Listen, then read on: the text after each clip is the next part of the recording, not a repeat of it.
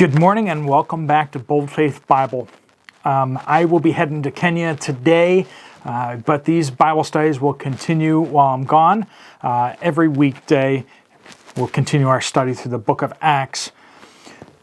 So the question is, as people accuse you of things that you may not be guilty of, when there's conflicts that come, how will you defend yourself? Will you focus yourself on defending Jesus and God's reputation, or will you always try to make yourself out to be the shining white knight hero?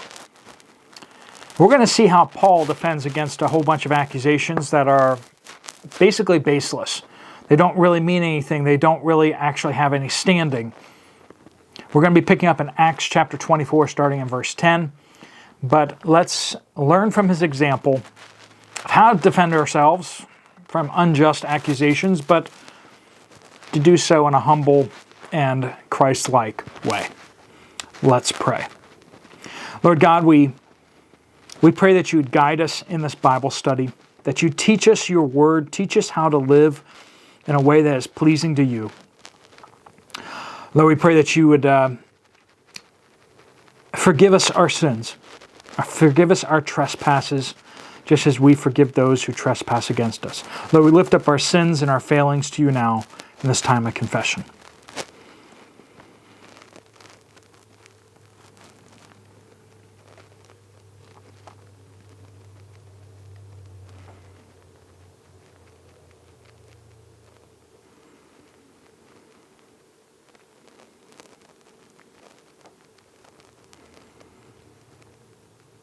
Lord, we pray that you glorify your name in us, that you put your righteousness upon us, that you would make us more and more like Jesus every single day.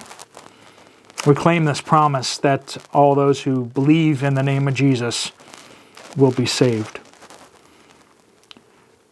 Lord, guide us in our study this morning. We pray these things in Jesus' powerful name. Amen.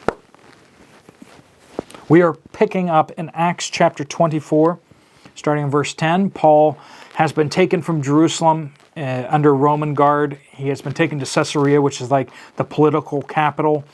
And the chief priest and a number of the leading elders of the Sanhedrin have come down to accuse him.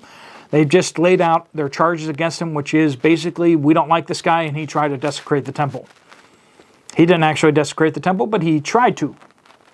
And they got a whole bunch of other people to start screaming, yeah, he did that. But they say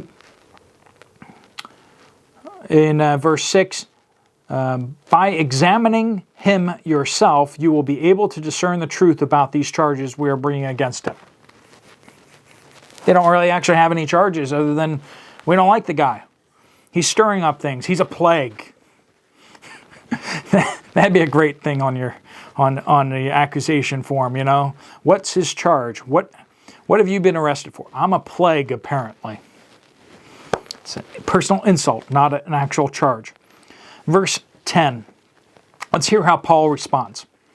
When the governor motioned for him to speak, Paul replied, "Because I know you have been a judge of this nation for many years, I am glad to offer my defense in what concerns me. You can verify for yourself that it is no more than 12 days since I went up to worship in Jerusalem. They didn't find me arguing with anyone or causing a disturbance among the crowd, either in the temple or in the synagogues or anywhere in the city. Neither can they prove the charges they are now making against me. But I admit this to you, I worship the God of my ancestors according to the way," which they call a sect, which is Christianity, right? They were called the Way or the Nazarenes or followers of Jesus, which they call a sect, believing everything that is in accordance with the law and written in the prophets. I have a hope in God, which these men themselves also accept, that there would be a resurrection, both of the righteous and the unrighteous. I always strive to have a clear conscience towards God and men. After many years, I came to bring charitable gifts and offerings to my people. While I was doing this, some Jews from Asia found me ritually purified in the temple without a crowd and without any uproar. It is they who ought to be here before you to bring charges, if they have anything against me. Or let these men here state what wrongdoing they found in me when I stood before the Sanhedrin, other than this one statement I shouted while standing among them, today I am on trial before you concerning the resurrection of the dead. Did Paul do anything wrong? Well, there's one thing Paul says maybe I shouldn't have done. And that was that very last thing, where he shouted out in the Sanhedrin, today I am on trial before you for concerning the resurrection of the dead, which set off a firestorm of the Pharisees who believe in the resurrection versus the Sadducees who do not believe in the resurrection, two main political parties. And they just kind of erupted in this shouting match, and to the point where the Roman commander actually was afraid that they were going to actually murder Paul right there in the chamber, some of them. That's pretty serious. We haven't had that kind of happen in the United States for a little bit since the end of the Civil War, where there was some fighting and stabbings and stuff like that on the House floor. But we haven't had that recently. Not too much, but that's what he kind of does. So did he kind of stir the pot a little bit on that one? He says like, okay, well, maybe on that one. Maybe I shouldn't have done that one, but okay, you judge. Should I not have done that? But you see, he clearly lays out the facts. And then, on top of that, he declares his faith and trust in the Lord. And then, he lays out maybe, this is, if I did something wrong, you should ask so-and-so and so-and-so. You should ask the people that seized me in the temple, like, what exactly I was actually doing, because I was bringing charitable offerings. I wasn't stirring up a crowd. I just came in to do quiet worship and to pay for some other people to complete their vows, and wasn't there to cause problems. So these people that seized me, why aren't they here saying like, oh, he did X and Y. This is what we saw him doing. They didn't have any of that. They just had agitators with them, and they had people, the high priest who didn't see anything, and the elders who didn't see anything. Where are the witnesses? If they're charging them with something, they should actually have some evidence or eyewitnesses. So Paul says it doesn't make any sense what they're accusing me of. But you see that he does give testimony to his Christian faith. But you also notice he doesn't say the name of Jesus anywhere. He doesn't say Jesus.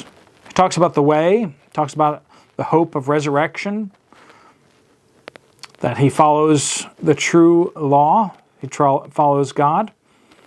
He eats meat sacrificed to idols, and we see that in other places. We see that he eats unclean foods as well. So he doesn't keep the law, but yet he says he keeps the law. Some people out there are saying about how they don't do that. He travels on the Sabbath. He spent Sabbath days working all day long teaching. So, I just throw that out there for people who are all into, like, we need to keep all the Old Testament laws that the Jews were supposed to keep. Paul explicitly says, how can you heap these up on people when you Jews haven't even been able to keep these laws? So we see that his testimony is factual, clear, concise, and it's going to win him some friends. At least they're going to say, this guy is not talking like a criminal. He doesn't talk like someone who's guilty of anything. These people accusing him sound more guilty than he does. They're the ones who sound like they're up to something. They're making these emotional appeals and screaming and gnashing their teeth. And Paul is clearly and concisely laying things out. And that's how we should do it as well. God is a God of order, not disorder. God moves through clear teaching of the Word of God. He moves through clear prayer, clear minds, not cloudy minds. He works through not chaos, but order.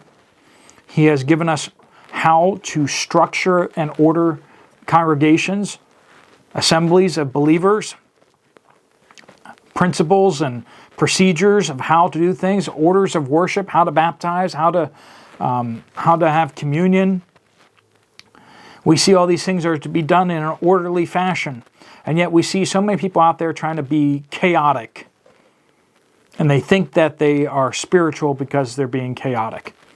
And that's not what we see in Scripture at all. Paul is well spoken and reasonable and speaks to the matter. And so should we be. Not getting whipped up in a frenzy when people falsely accuse us of stuff, but rather say, what you're saying doesn't make sense. Let's look at it. Let's look at the facts, right? Nothing but the facts. What are the facts? Scripture teaches us to order our lives and our minds in a way that is logical and straightforward and honest. Not in a way that's shady and twisted and emotional. It's not to say that emotions aren't supposed to be part of our worship, but our emotions are supposed to be bounded by our reason, by our minds. We are supposed to be motivated by what we learn of God. We're supposed to obey, and we're supposed to allow the emotions to follow, not lead us. You're not supposed to follow your heart. You're supposed to follow your head, which is being renewed by the Word of God. If you know what is right, it doesn't matter how you feel, do what's right. And let your emotions follow afterwards. Sometimes we need to just start doing the right thing and we'll start feeling like it later. If you wake up in the morning and you have your quiet time, some days you may not feel like doing it. Sometimes you may not feel like praying and you need to start anyway. That's not hypocrisy, that's called being disciplined. And we all need a little more of that, don't we? To do what's right and what's right in front of us. Let me pray over you before you head on to the things of this day. Lord God, I pray that you bless each person watching this video, that you fill them with your Spirit, that you lead them to do good and great things today, that you give us all a satisfaction and a peace as we walk with you. Help us be well-ordered and disciplined in our lives and not chaotic. Lord, we pray that you glorify your name, Jesus, in us. That we pray all these things in his mighty name. Amen. Thanks so much for joining in, and if you have some time and want to check out some other Bible studies, you can just click right there on the screen and I'll take you right to them. I try to sift them around so you see different Bible studies, but I will see you guys later. God bless you all.